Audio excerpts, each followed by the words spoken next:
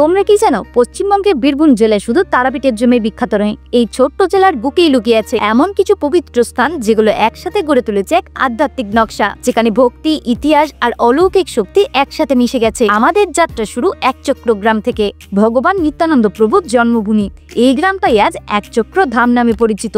আমাদের প্রথম গন্তব্য ইস্কনের শ্রী শ্রী একচক্র চন্দ্রদেব মন্দির।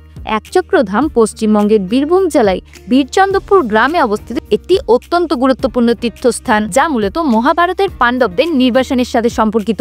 মন্দিরটি শুধু একটি স্থাপত্য নয়, এটা যেন এক জীবন্ত ধাম। আর মন্দির থেকে অল্প দূরে ইতাই বাড়ি, ভগবান নিত্যানন্দের আসল জন্মস্থান। মহাভারতেও এই গ্রামেই উল্লেখ আছে, যেখানে বলা হয়েছে যে পাণ্ডবরা তাদের বনবাসের সময় এখানেই অবস্থান করেছিলেন। একটা ছোট্ট, শান্ত অথচ শক্তিতে পরিপূর্ণ গ্রাম, যেটা ইতিহাসে চিহ্নিত ভগবান নিত্যানন্দ প্রভুর জন্মস্থান হিসেবে। একটা পুরানো বটগাছ, যেটাকে স্থানীয়রা এখনো প্রণাম করে, কারণ বিশ্বাস আছে নিত্যানন্দ প্রভু একসময় সেই গাছের নিচে বসেই ভক্তদের আশীর্বাদ দিতেন। একচক্রে এই পরিবেশে দাঁড়িয়ে মনে হয় সময় যেন থেমে গেছে, শুধু ভক্তি আর শান্তি বয়ে চলেছে। এখান থেকে 50 কিলোমিটার দূরে আমাদের পরের গন্তব্য তারাপীঠ মন্দির। এটাই ভারতের অন্যতম প্রাচীন শক্তিপীঠ।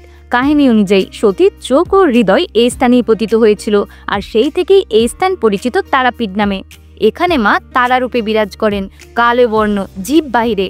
তন্ত্র সাধনার দেবী তিনি, যিনি ভক্তদের মুক্তি আর জ্ঞান দুই দেন। বামা খেপা মায়ের অন্যতম প্রিয় ভক্ত এখানেই সাধনা করতেন। বলা হয় তিনি একদিন মাকে বলেছিলেন, মা আমার সন্তানদের রক্ষা করো। আর তখন থেকেই তারাপীঠের চারপাশে নাকি মায়ের উপস্থিতি আজও অনুভব করা যায়। তারাপীঠের পিছনের শ্মশানতলা এখনো তন্ত্র সাধকদের কাছে পবিত্র স্থান। রাতে নাম করলে কেউ কেউ বলে চুল্লির আগুনের মধ্যে তারা দেখেছেন আলোক জ্যোতি, যেন মা নিজেই আশীর্বাদ দিতে এসেছেন। এখান থেকে একটু দূরে কঙ্কালীতলা মন্দির। এটি একটি শক্তিপীঠ, যেখানে সতীর মাথা পতিত হয়েছিল বলে বিশ্বাস। মা এখানে কঙ্কালিনী রূপে, আর পাশে ভগবান মহাকাল। আর সবশেষে শান্তিনিকেতনের কাছে মকরামপুরের কেদারনাথ মন্দির। শতাব্দী প্রাচীন এই মন্দিরে ভগবান শিব বিরাজমান কেদারেশ্বর রূপে। ভক্তদের বিশ্বাস, যিনি উত্তরাখণ্ডের কেদারনাথ যেতে পারেন না, তিনি এখানে এসে একই আশীর্বাদ পান।